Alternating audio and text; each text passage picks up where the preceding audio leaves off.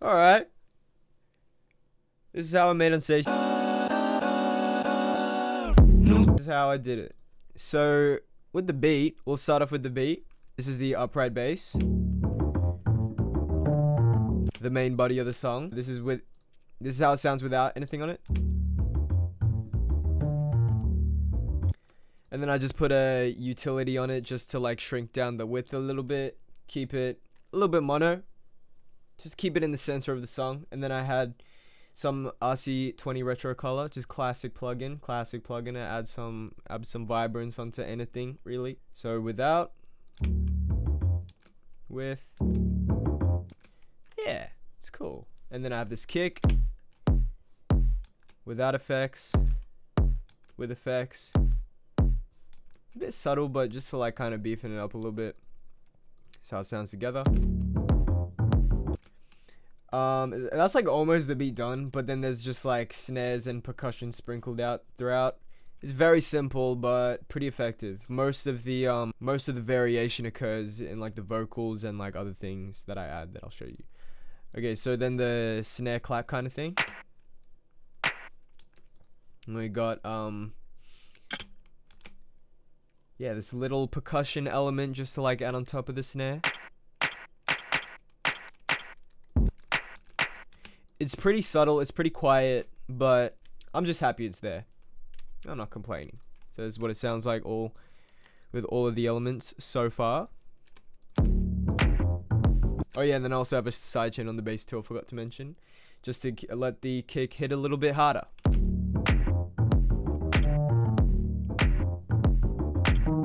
Then I had this drum loop that I cut up just to act as a bit of a drum fill. That's what it sounds like together. And then I added these snares just to kind of add something like sprinkled out throughout the beat to keep it interesting, keep your attention hooked. That's what it sounds like all together so far. Oh, I forgot to mention, I don't know if I mentioned this. I just got the kick and then reversed it to have like kind of a subtle swelling effect to make the kick a little bit more impactful when it drops in. So this is what it sounds like. Sounds like all together. Yeah, it's a little bit of a kind of shut the fuck up. And then I just had this loop that I dragged in, put a little bit of drum but okay, wait, this is what it sounds like raw.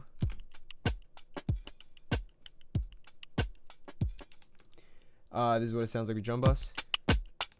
RC retro. Bit of bounce.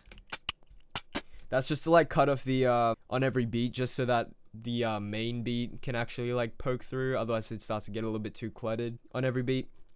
It's really just to take advantage of the percussive elements in the loop, and then that just nicely complements, kind of adds a bit more of like a driving kind of sense on top of the whole thing. So this is what it sounds like all together so far, compared to, yeah, it just makes this song feel like it's actually going somewhere. And then a bit of a drum fill that doesn't even really make it in because I silenced this part of the beat anyway. So yeah, it's a fucking, what did you guess? It's just silence. It's not playing any sound. Idiot. And then I introduce some texture. You always gotta add a little bit of texture in your beat, alright? It just fills it out a little bit, makes it a little bit more whole, a little bit more cohesive. It's nice. It's real nice. And you keep going, and I introduce this sound.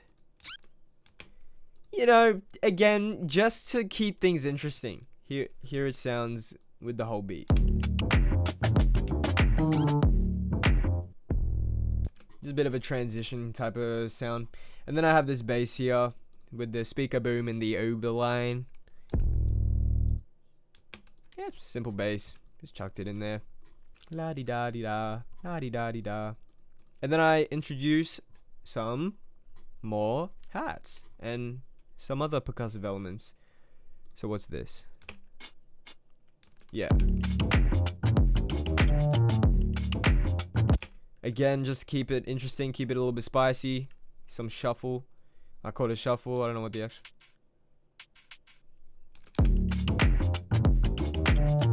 Very subtle, but again, I'm happy it's there.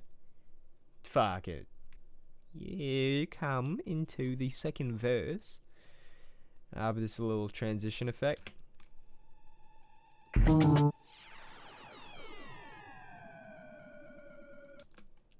You know, just to kind of indicate, alright, something else is happening now. And then, yeah, I also introduced this, like, wah, wah kind of perk. Yeah, it's like one semitone up here, and then one semitone down here. That, you know, alternating between the two semitones always goes hard.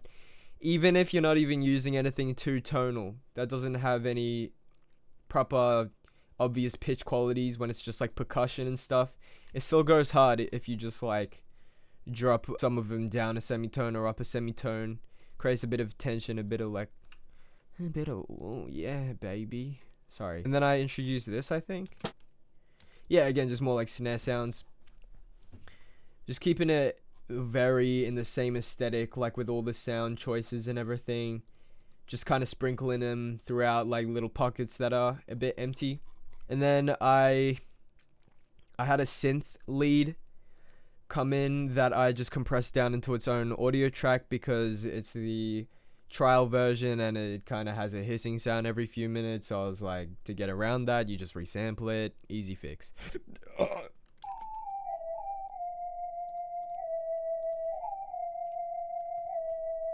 What it sounds like with the beat.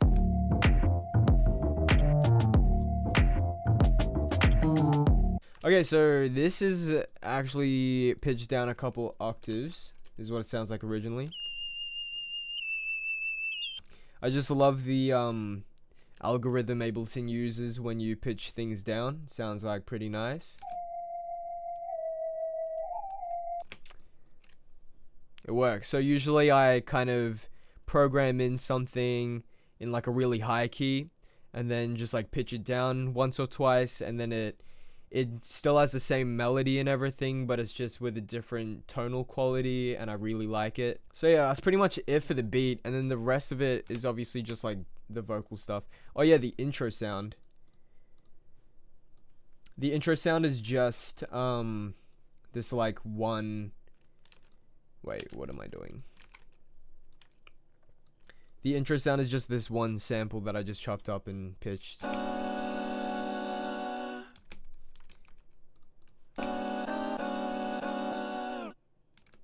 then I pitch bend this down at the end over here, just create that like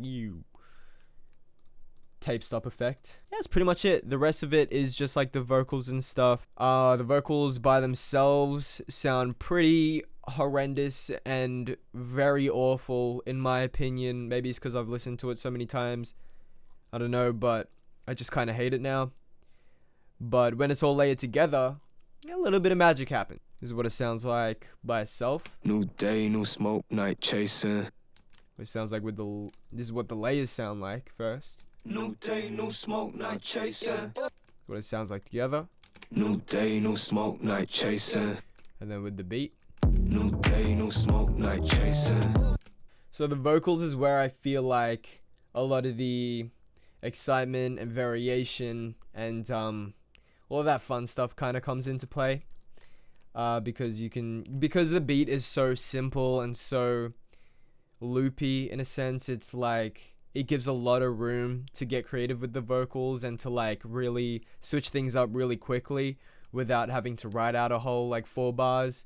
You can kind of just do something for like a couple bars and then switch it immediately, and it sounds really cool because it just like keeps going, it keeps flowing. And then on the master track I just have some saturation, compression, and a little bit of a limiter. Just kind of squashes the entire beat. That's pretty much it. Hopefully that was helpful. You learned something a little bit maybe, and take it easy, take care, do not do drugs.